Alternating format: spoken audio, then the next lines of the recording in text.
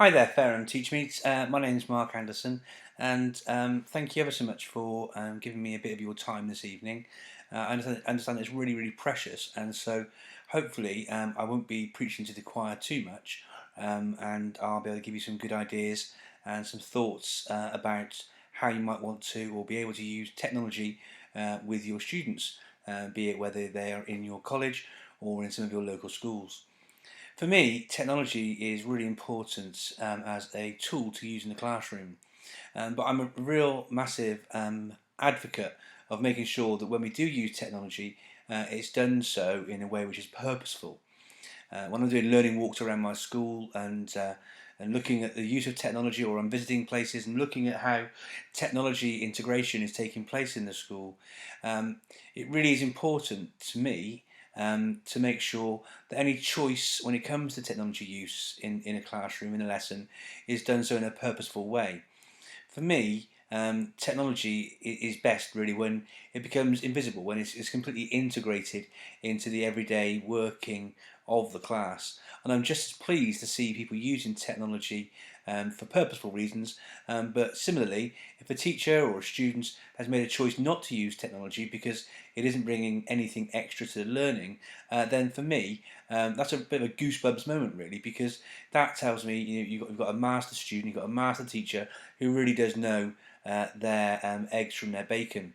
And so, with that in mind, I use a taxonomy of sorts, which, if you'll indulge me, I just wanted to sort of go through very briefly with you to give you some ideas about how you might want to link technology integration in your college and in your schools. So, if you haven't heard it before, I wanted to talk a little bit about a thing called SAMR. SAMR, SAMR, as you can see on the screen right now, is a taxonomy that was developed by a guy called Ruben Puentejura.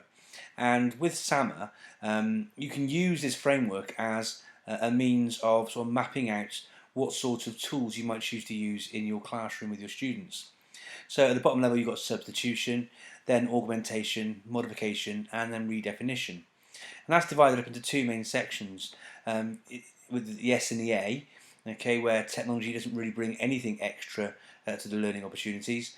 And then you've got modification and redefinition, where you're able to use technology to do things which wouldn't have been previously possible if it wasn't for the technology.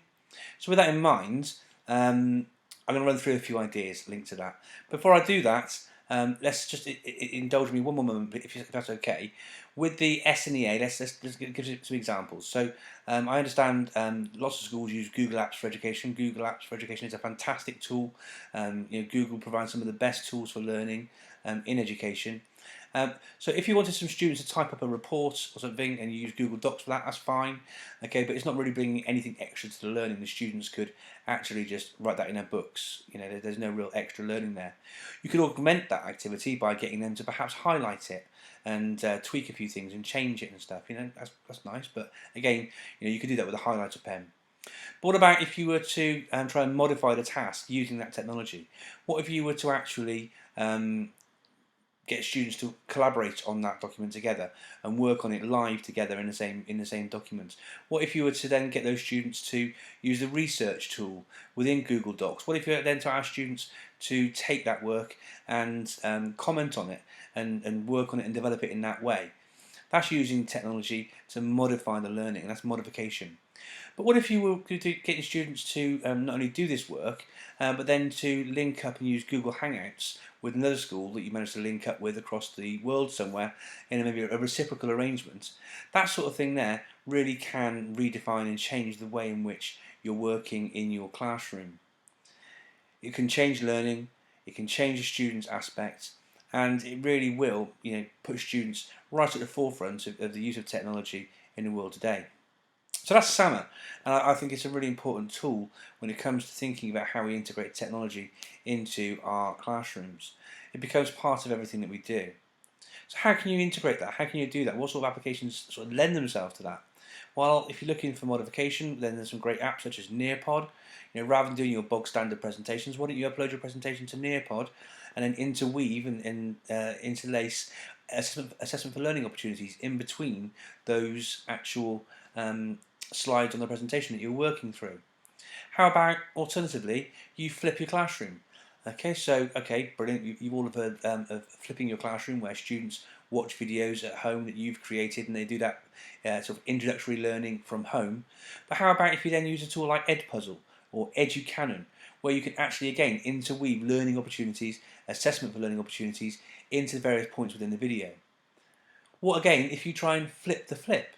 So rather than actually getting the students to watch videos that you've made, why don't you actually make them the masters of the flip and get them to create their own learning resources using some fantastic tools that we have out there? You could get them to do something in, for example, Explain Everything. You could get students to use uh, shadow puppets.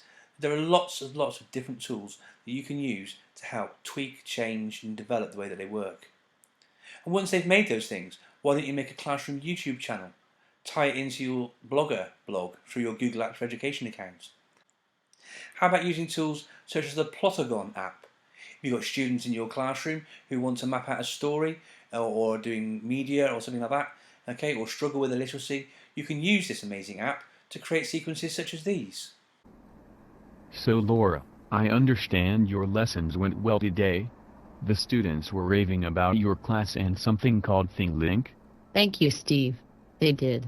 It was brilliant. Students were really engaged.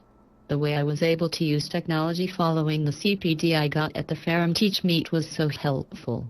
What's a Teach Meet? A Teach Meet is where people get together and share ideas from their own classrooms about teaching and learning. It's a massive phenomenon. Teachers all over the country are running them. It's a brilliant way to share great practice. I was so inspired. Maybe we should have one here then. Would you like to be involved in that? Steve, that sounds simply awesome. I would love to do that. I'll go and get started now. So I hope all these ideas have been of interest to you, and thank you ever so much to Nikki for allowing me to indulge you in some conversation about technology use. If you'd like to find out more, you can always check my blog, ictevangelist.com.